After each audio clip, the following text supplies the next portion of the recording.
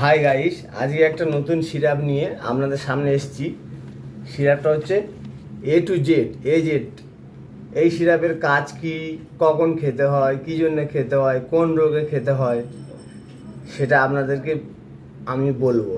এটা এক ধরনের মাল্টিভিটামিন সিরাপ।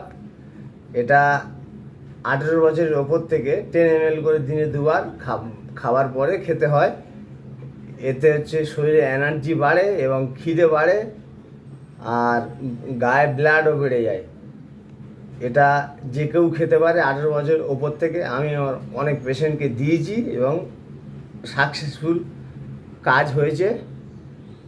আপনারা যদি চান তাহলে এই সিরাপটা কিনে নিয়ে খেতে পারেন, যাদের শরীর দুর্বল, প্রেশার লো। আর যদি অর্ডার দিতে চান তাহলে আমার নাম্বার 8001216275, 30% ডিসকাউন্ট পেয়ে যাবেন।